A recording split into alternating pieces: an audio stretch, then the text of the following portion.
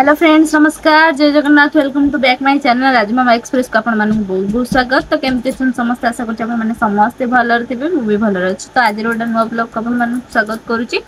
तो आज हम गोटे भल जिनसटे जानिबा जे प्रेगनेंसी रो 9 मंथ विषय रे आपण मानक किछि जरूरी सूचना दवा पय आछि, जाकी आपण मानक माने कोन कहले 9 मंथ रे केमती कोन चलेबे, केमती कोन बेबी केमती ठीक ठाक रहइबो, बेबी अल्ट्रासाउंड केबे करबे से विषय में आपण मानक डिस्कशन करबी। बेबी माने पोजीशन केमती अछि, बेबी रो किछि माने माने ये नाही तो किछि माने प्रभाव किछि नाही तो आपणकर नॉर्मल हबो ना डिलीवरी हबो।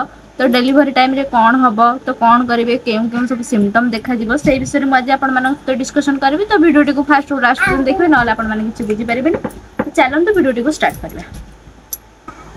नवम मासर 10 दिन व्यवधान रे आपण माने मेडिकल जांतु।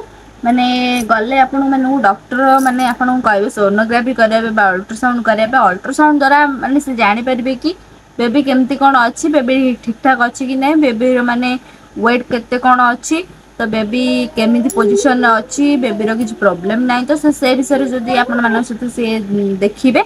तो देखिला पारे से अनुसार आपण मानन को ट्रीटमेंट करबे बा कहबे कि जा एटा जहाँ भी सॉल्यूशन थिवो सॉल्यूशन बतेबे। तो से अनुसार आपण माने चलिबे।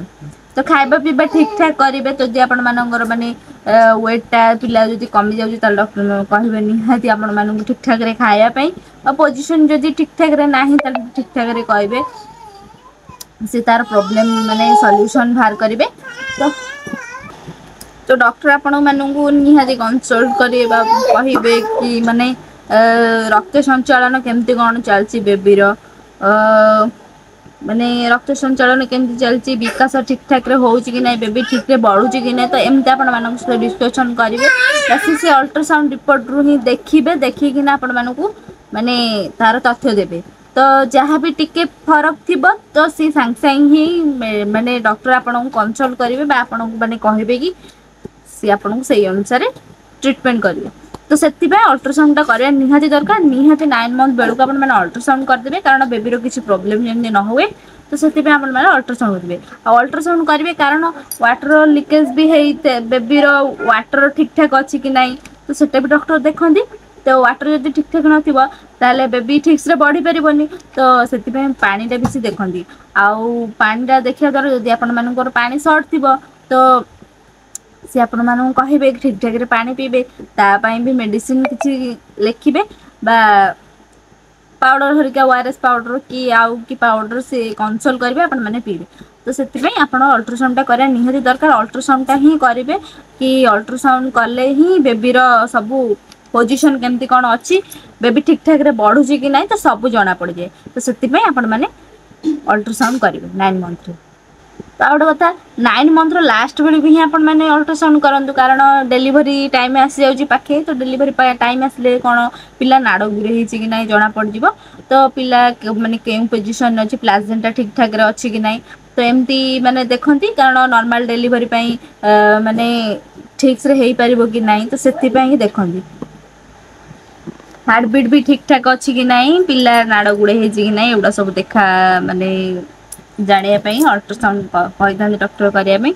आपण मानकर जदी किछि प्रॉब्लम थियो ताल ब्लड प्रेशर, ब्लड शुगर आ हार्ट बीट माने ओडा सब ठीक ठाक अछि कि नै, आपण को भी कहिबे हीमोग्लोबिन चेक करिया पई। तो आपण मानकर मतले माने डिलीवरी पाखा पाखी हे जिवो, ब्लड प्रेशर काले हाई हे जेथिबो आ नॉर्मल डिलीवरी पई हेबो कि नै, तो सब से मन देखंती। हीमोग्लोबिन भी देखंती, ब्लड शुगर भी देखंती। तो एउडा सब चेक करंती 9 मंथ लास्ट बेलू।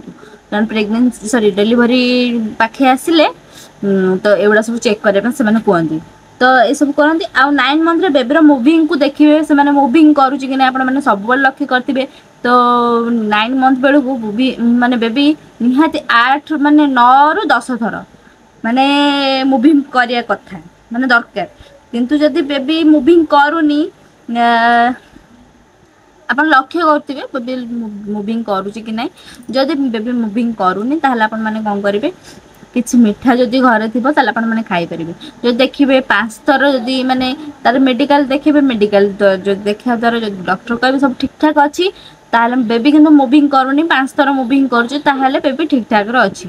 बट जदी बेबी ताठू अल्प बेसी माने मुविंग करूनी बहुत कम मुविंग करूची ताला आपण माने निहाती माने देखेबे डॉक्टर को आउ थोड़ा अल्ट्रासाउंड करदेबे आउ आपण जदी माने बेले बेले बेबी सोई पड़े ना तो बेबी बेले बेले एनर्जी न थाए बेबी पूरा वीक लगे सेई टाइम रे बेबी बेसी समय बुलेनी तो सेति आपण माने कोन करिवे ना मिठा जदी घर थिबो किछि खाइ देबे ता द्वारा बेबी रे मुविंग ठीक ठाक हबो तो एमती सब हुए और डेलीवरी पाखे आसले आपन को डॉक्टर डेलीवरी डेट देथिबे सेई अनुसार डेलीवरी डेट पाखे आसी बेले बेले जन जनक 8 मंथ रे बेबी माने डेलीवरी हो जाए आ जन जनक 9 मंथ रे भी हो जाए आ जन जनक 9 मंथ्स डेट डॉक्टर जो डेट देथिबे ता परे भी गड़ी जाई पारे एमती हुए तो आपन सेति पय डरिबेनी आउ किंतु 10 मास 10 दिन जोटा प्रेगनेंसी तो सेटा ही हेले आपन माने पूरा प्रेगनेंसी टा भलो प्रेगनेंसी जन तो 9 मंथ रो ये सब टिप्स अपन माने निहाती फॉलो करिवे 9 मंथ रे पानी अपन सफिशिएंट पीबे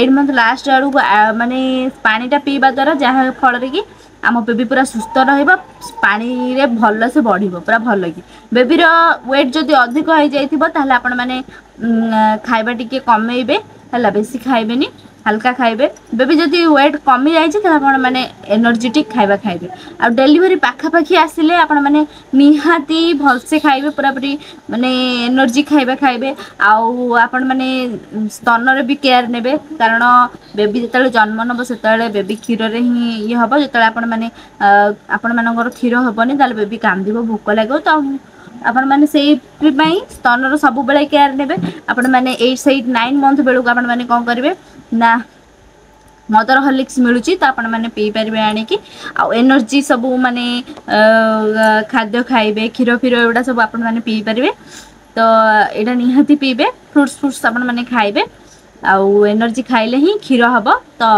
पिला को सफिशिएंट क्षीर दरकार तो पिला जन्म होला परे निहाती 9 मंथ लास्ट बेलु को बा 8 मंथ लास्ट बेलु को बेले बेले स्तन रु बा ब्रेस्ट रु टिके टिके व्हाइट रो डिस्चार्ज हुए आपण माने डरिबेनी कारण ये माने से तैयार हुए तो क्षीर हबा पे कारण पिला जन्म हबा को अल्प समय थाए तो सेति पे से क्षीर बनेबार लागि थाए कारण पिला जन्म हबो तो से जा हेले भी क्षीर खाइबो तो सेति पे टिके टिके व्हाइट डिस्चार्ज पानी भलिया डिस्चार्ज टिके हुए आपण माने टेंशन नेबे ना सब बेले ब्रेस्ट को सफा सुतरा सब बेले करिवे आ फंगल किछि नथिबो तो सेति पे आपण सब बेले केयरफुल रहिबे आ निजे भलसे खाइबे सुस्थ रहिबे जहा द्वारा बेबी सुस्थ होइके जन्म नबो तो 9 मंथ को निहाती आपण माने पूरा भलसे माने ये करिवे कारण जमा भी नेग्लेक्ट करिवे नहीं आपण माने भलसे खाइबे भलसे पीबे आ सब बेले माइंड पूरा फ्री रखिबे जा फल कि डेलीवरी पूरा सुस्थ रे भलरे डेलीवरी हे जिवो तो 9 मंथ रो किछि आपण मानक तो डिस्कशन करिया पे आपण मानक पाकु आस्तिली तो